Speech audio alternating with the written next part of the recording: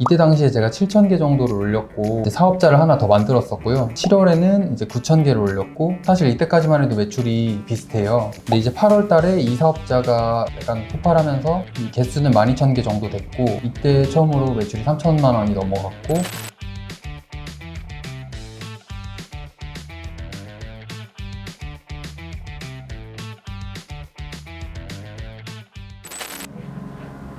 네, 안녕하세요. 새벽인가TV의 통솔입니다. 자, 오늘은 지난 편에 제주도에서 이제 디지털 노마드 삶을 살고 계신 인도마늘님을 모셨어요. 지난 편에서 매출 3천만 원까지 달성하는데 몇 가지 중요한 포인트를 얘기해 주셨잖아요. 그거를 또 감사하게도 이제 미니 특강처럼 이렇게 강의를 들고 왔어요. 그래서 실제 제로부터 매출 3천만 원까지 어떤 포인트가 있었는지 이런 걸 얘기를 해 주실 건데요. 일단 네. 저희가 하는 반자동 방식에서는 어느 정도 틀이 고정되어 있다고 이제는 저는 생각을 하거든요. 네. 사실 저도 바로 앞에 분들 따라가면서 이거를 배웠고 지금 제 매출에서도 제 바로 위에 매출을 가신 분들을 보면서 배우는 거고 해서 이제 초보자분들은 어떻게 해야 되고 이제 뭐 상품 개수는 몇 개를 올리고 어떤 단계에서 리뷰에 조금 신경 써야 되고 어떤 단계에서 뭐 번역을 해야 되고 이런 것도 어느 정도 다 지금은 정해져 있는 것 같아요. 그래서 이제 어느 정도 정해져 있는 순서라고 할까요? 이제 막 시작하시는 분들이 어떤 순서를 따라서 가시면 되시고 각 매출별로 어떻게 하시면 되는지 행동 강령이라고 약간 조금 세게 말을 해봤는데 네. 이대로만 따라 하시면 저도 똑같이 했기 때문에 네. 매출 3천만 원 가실 수 있을 것 같거든요. 네, 행동 강령이니까 그냥 이대로만 따라가 네. 봅시다. 구매 대행 하신 지 한 7개월 됐다 하셨잖아요. 네네. 어떻게 바뀌었어요?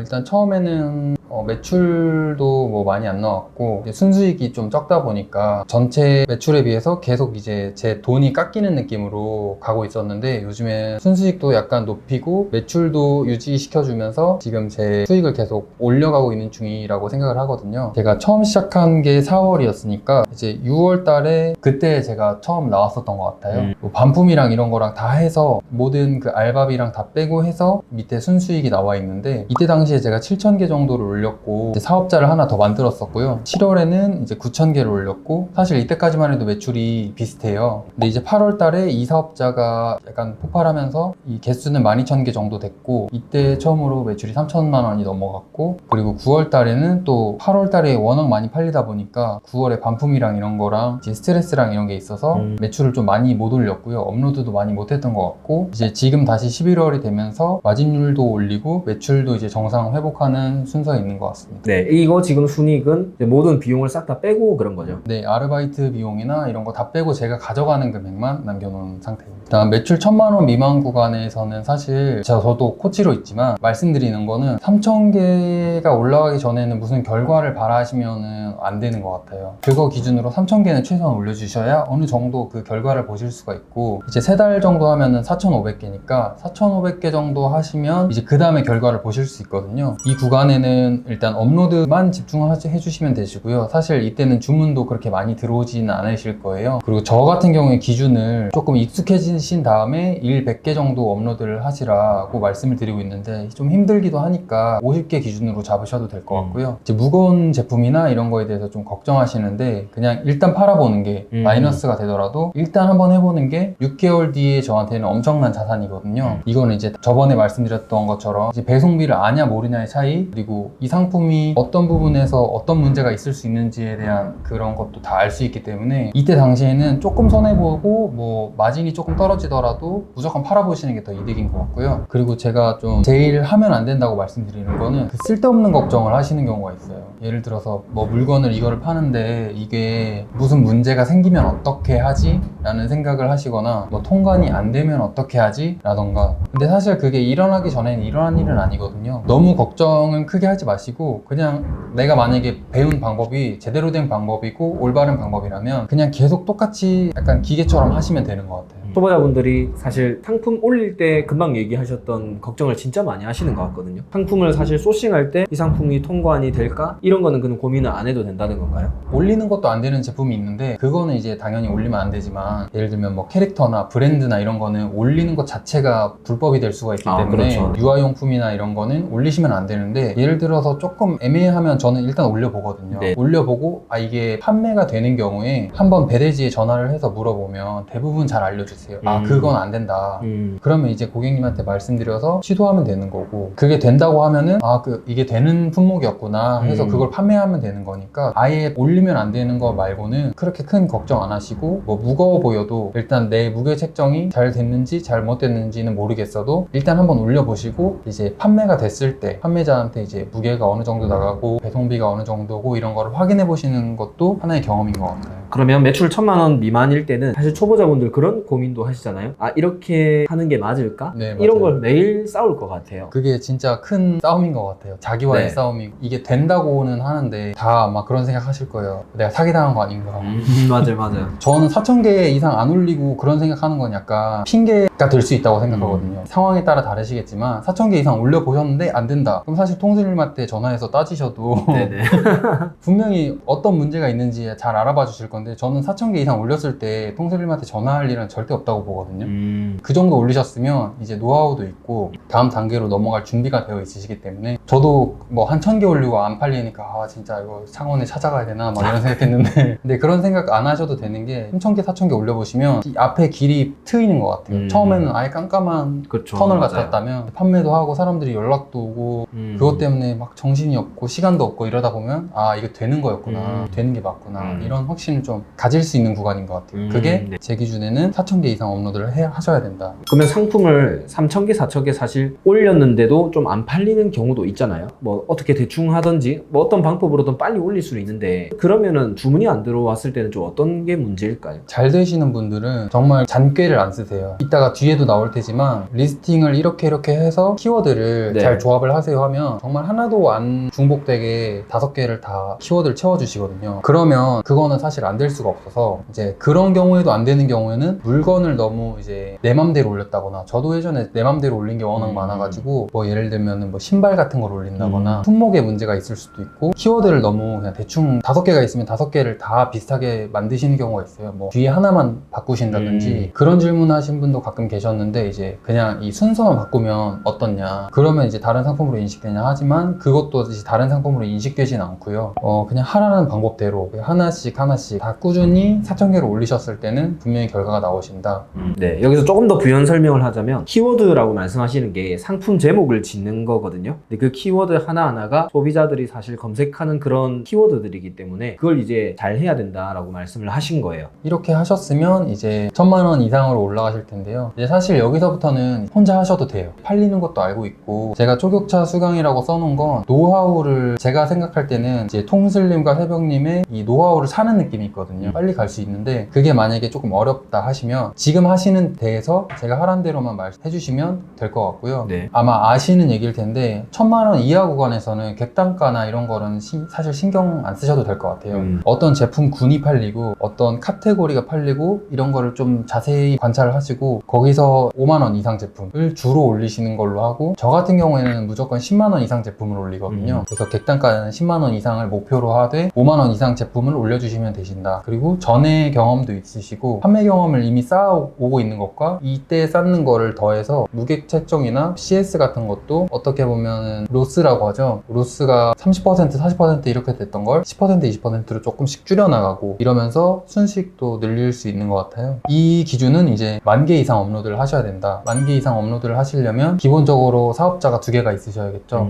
네. 사업자 이제 하나에 최고 많이 올릴 수 있는 개수가 10,000개다 보니까 2개 사업자로 이제 10,000개 이상을 올리신다고 생각하시면 될 것 같고요. 이거 올리시는 거는 이제 성향 따라 다르신데, 뭐 10,000개를 채우고 넘어가셔도 되시고 5,000개 올리고 하나 새로 만들어서 거기에 이제 같이 올리실 수도 있고요. 이제 그렇게 이제 좀 하면 되는데, 이 시기에 제가 생각할 때는 좀 많이 관두시는 것 같아요. 업로드하는 알바생을 구해서 조금 자기 일도 나눠줄 줄 알고 CS 처리도 소극적으로 하셔야 된다고 저는 생각하거든요. 나의 스트레스가 좀 가장 중요한 문제이기 때문에 이 일을 계속 하려면 고객님이 전화가 오셔도 일단 문자로 대응을 한다거나 뭐 카카오톡으로 대응을 한다거나 이런 식으로 감정 소모는 줄이고 하나의 과정처럼 그냥 단순하게 반복하는 식으로 하시면 될 것 같고요. 이 스트레스를 한번 넘기시면 이제 그 다음 구간은 조금 약간 마음의 평화가 오는 구간인 것 같아요. 그래서 그 다음 구간은 이제 2,000만 원 구간인데요. 네. 이제 잘 버티시고 알바생도 구하시고, 사실 이런 과정은 다 유튜브에 나와 있는 과정이라서 저는 이제 간략히 포인트만 짚어드리면, 이제 2,000만 원 이상 구간은 이제 제가 여기 이제 속한 것 같은데, 상품 상품을 2만 개 이상 올리셨으면 상품 보는 눈이나 이런 거 CS 방법이나 배송비 같은 건 아마 이제 다 익숙해 주셨을 거예요. 이런 부분보다는 이제는 내 방법을 조금 찾아야 되는 구간이 아닌가. 예를 들면은 자기가 잘 팔 수 있는 상품이 있어요. 그거를 이제 인지를 하고 그 부분에 대해서는 공격적으로 하는 거죠. 뭐 고객님께서 문의가 들어왔을 때 네. 아, 제가 이거 많이 팔아봤는데 이거 정말 문제없고 좋은 물건이다. 리뷰 보시면 아시겠지만 사시는 고객마다 다 만족하셨었다. 이런 식으로도 많이 말씀을 드리고요. 그리고 판매를 유지하는 것도 저번 영상에서 말씀드렸다시피 리뷰 쌓는 방법은 이제 조금 다양해요. 새벽님이 옛날에 얘기하신 영상에는 일단 기프티콘을 보내고 리뷰 좀 달아달라 이렇게 말씀하시면 달아주시는 분들 많이 계시니까 그런 것도 많이 있었고요. 아니면 저 같은 경우에는 이제 여성분들을 조금 타겟으로 해서 여성분들 이제 회사에서 일하시면 자기가 쓸 건 아닌데 그냥 구매해 주시는 분들도 많거든요. 네. 여성분들은 이제 스타벅스 쿠폰을 보내드린다고 하면 좀 반응이 좋으세요. 아. 왜냐하면 직접 사용을 하시니까 그렇죠. 네. 이제 사장님 물건 제가 사는데 뭐 리뷰 남겨도 되나요? 하면은 나 당연히 되시고 사진 찍어서 올리시면 제가 스타벅스 쿠폰 3개 보내드리겠다고 이러면은 되게 그분들도 좋아하시고 적극적인 저도 좋고 거죠. 네. 리뷰 남기거나 번역하거나 이런 거는 저는 최소 5개 이상 팔려야 된다고 생각하거든요. 네. 5개 이상 팔렸을 때 그 상품의 상품명을 제가 정말 잘 지은 거라고 생각을 하고 네. 딜에 걸린다든가 어떤 검색어에 상위에 올라 있는 상태인 거거든요. 그럼 그거를 이제 리뷰 작업도 하면서 번역도 하시고 이렇게 해서 그 상품을 하나를 기초에 쌓아 놓는 거죠. 매출의 기초에 좀 쌓아 놓고 다른 상품들도 이제 그렇게 조금씩 더 쌓아서 이제 기본적으로 상품 올리는 것도 있고 내가 잘 파는 것도 있고 이런 식으로 이제 두 개의 길로 가는 거라고 생각하시면 될 것 같습니다. 네. 예전에는 저희가 처음 시작했을 때는 맨땅에 약간 헤딩처럼 정말 이름만 잘 지어서 파는 거라면 네. 이제 이 구간부터는 이름도 잘 짓고 리뷰도 잘 달려있고 상품 번역도 돼 있고 이런 물건들이 쌓여서 자기 기본 매출을 이룬다고 저는 생각을 하고 있습니다. 그리고 또 저만의 약간 팁이 있다면 물건은 약간 배송비를 빼고 올려요. 타공판을 여기 써놨는데 공업용 타공판 혹시 아시나요? 이렇게 스탠드형으로 세워서 공구 같은 걸 거는 거리가 있거든요. 네. 이 공구 거리를 대를 사시는 분은 일단 최저가로 이거를 물건을 사세요. 그러면 대부분의 고객분들은 이 거는 것도 몇 개 필요하세요. 그러면 사실 이거는 마이너스인 거예요. 이 물건은 물건 하나만 사시면 마이너스인데 아 고객님 이런 물건 혹시 같이 이렇게 거는 거랑 필요하지 않으세요? 하면은 필요하시다고 하세요. 그러면은 그 페이지를 이미 만들어 놨기 때문에 저는 그 페이지를 보내드리면서 여기에 이거는 배송비 없이 그냥 같이 따라가는 거다. 어차피 배송비는 똑같이 드는데 거기서 마진을 가져가는 거죠.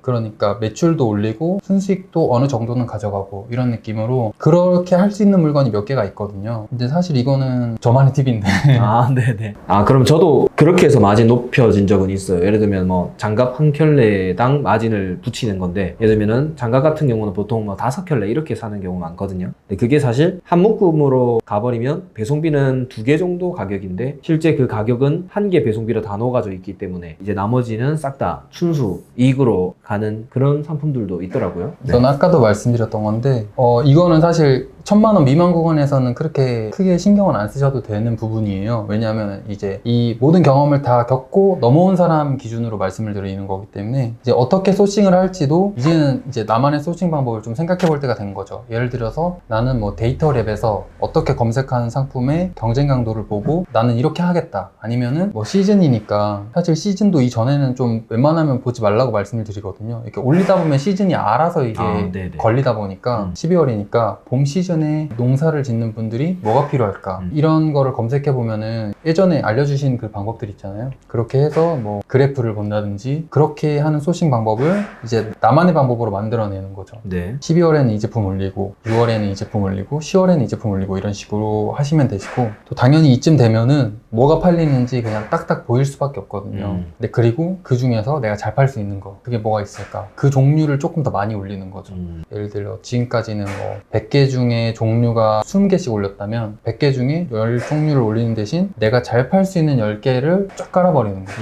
그런 식으로 해서 다시 이제 리뷰도 쌓고 이렇게 하면 이제 2천만 원 이상 구간을 돌파하실 수 있을 것 같아요. 조금 더 그러니까 잘 팔릴 만한 걸 더 압축시켜서 타율 높은 상품들 위주로 소싱을 한다 이 말씀이신 거죠? 네네. 그리고 요즘에 좀 이슈가 있었던 것 같은데 네. 얘기를 듣기 바로 전에 그런 일이 있었어요. 그래서 제가 진짜 처음엔 너무 화가 났는데 네. 상품명을 그대로 뺏겨갔을 때 네, 네. 제 상품명을 그냥 똑같이 썼더라고요. 네. 근데 똑같이 쓰시는 분도 계신데 제 상품명을 순서를 바꿔서 올리세요. 아, 네. 어차피 이거 검색하면 이거 같이 나오거든요. 네네. 11번가 무슨 딜이 있어요. 거기 올라가 있어서 막 막 10개 이렇게 팔린 거면 그거를 제목을 똑같이 가져가시는 거죠. 근데 사실 처음에는 되게 화가 났는데 나중에 생각해보면 이분이 이 제품의 이 CS를 감당할 수 있을까? 예를 들면 저기 지금 아까 전에 저번에 봤던 것처럼 반품 CS가 있잖아요. 네. 그리고 이 제품에 문제가 있는 걸 저는 알고 있거든요. 네네. 어떤 문제가 있고 그렇죠. 어떻게 처리를 해야 되는지 알고 있는데 사실 이분은 쉽게 가고 싶으신 거잖아요. 이분이 과연 1000만 원대 구간을 돌파하실 수 있을까 생각해보면 아닌 것 같아요. 네. 그렇기 때문에 저는 그냥 제 상품명을 똑같이 쓰셨는데 이런 식으로 이제 계속 올리시면 저 말고 다른 분들께서도 계속 문의가 올 거다. 이거는 별로 좋지 않은 방법이다. 그렇게 말씀드리고 그냥 넘어가거든요. 네. 근데 제 생각에는 그 이후로 업로드를 안 하시는 거 보니까 좀 안 좋으신가 봐요. 좋게 계속 이렇게 성장을 해야 되는데 좀 빨리빨리 성장하고 싶으시다 보니까 그렇죠. 네. 제가 여러분한테 말씀드리고 싶은 건 정말 자신이 남들 부끄럽지 않은 방법으로 가고 있다면 다른 사람이 베끼든 말든 사실 크게 중요하진 않은 것 같아요. 처음에는 굉장히 화나지만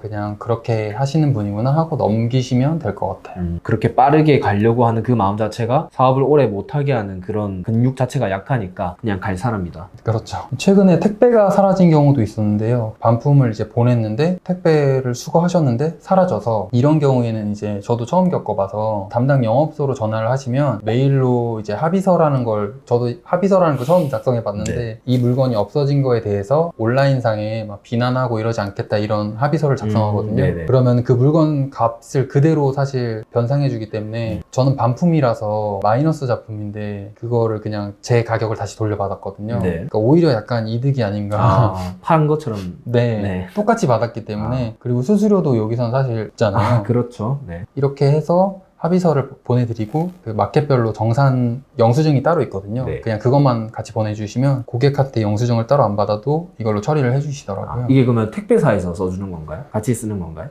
제가 써서 그 기본적인 거는 기본 내용은 다 써져 있고 제가 지금 지워서 그런데 네. 제 것만 써서 얼마 이런 것만 써서 보내드리면 계좌번호랑 예금주 보내드리면 그분들이 보내준다고 하시더라고요.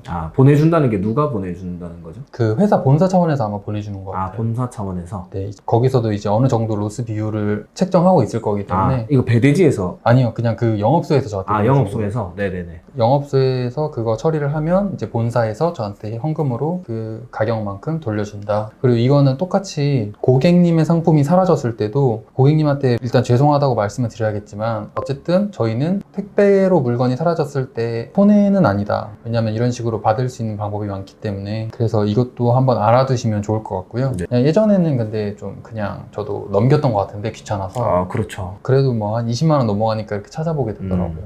제가 이렇게 말씀드린 건 제가 지금까지 왔던 길이고 다른 분들이 갔던 길이 똑같다고 생각하거든요. 그렇게 막 엄청나게 틀리지 않은 것 같은데 뭔가 새로운 일을 하는 거가 아니기 때문에 다른 분들이 하라고 하는 대로 그렇게 똑같이 가시면 되시고 지금 아마 바로 앞에 기수분 중에 어떤 분이 잘한다더라 이런 분들이 계실 거예요. 뭐 저 같은 경우에는 14기를 보면서 똑같이 따라했고 유튜브에 나오신 분들을 보면서 똑같이 따라했는데 이만큼 왔으니까 여러분들도 계속 꾸준히 이제 할 일을 하시다 보면 다른 쉬운 길 안 찾고 하라는 대로 제대로 하다 보면 여기까지는 쉽게 오실 수 있을 것 같아요. 결국 남는 사람이 강한 거라고 잘하는 사람이 남는다 이렇게 말하시는 분도 있는데 그것도 이 사업은 아닌 것 같아요.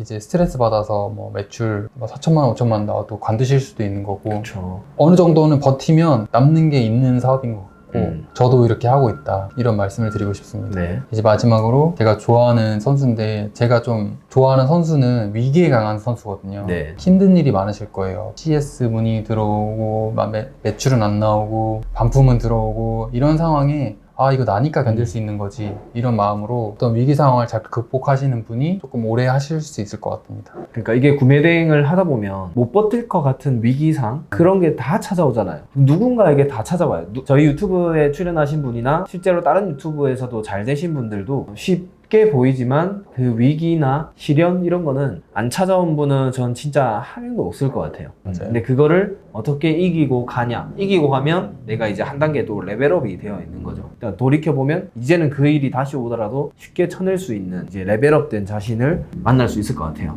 이렇게 0원부터 3천만 원까지 매출 내는 방법에 대해서 말씀드렸습니다. 기술적인 것보다는 하란 대로 한번 해보면 네. 저도 했다 이런 말씀을 드리고 싶습니다. 그러면 이제 다음 목표는 혹시 어떻게 되세요? 일단 다음 목표는 매출을 조금 더 끌어올려서 직원 한 명을 뽑아서 네. 약간의 초반에 반자동화 같은 느낌으로 해서 이제 이 사업뿐만 아니라 다른 사업도 조금 넘볼 수 있는 그런 상황을 한번 만들어 보고 싶습니다. 다음에 이제 매출이 또 많이 올라가면, 지금 아직 매출이 정책이라서 카페에 글도 못 남기고 있는데 이제 매출 좀 한번 팍 띄우고 다시 한번 카페에 찾아뵙도록 하겠습니다. 그러면 한 매출 얼마 정도? 가스로님이 4,800만 원 하셨으니까 저도 4,800만 원 이상으로 해서 한번 다시 찾아뵙겠습니다. 4,800이면 그래도 순이익이 8,900 정도. 그러면 그때 돼서 꼭 한번 다시 찾아와 주시면 좋을 것 같습니다. 네, 알겠습니다. 네, 오늘 어쨌든 이렇게 미니 특강 준비했는데 여러분들에게도 좀 도움 많이 되셨으면 합니다. 추가적으로 궁금한 거 있으면 또 댓글 남겨주시고요. 오늘 또 출연해 주셔서 감사합니다. 네, 감사합니다.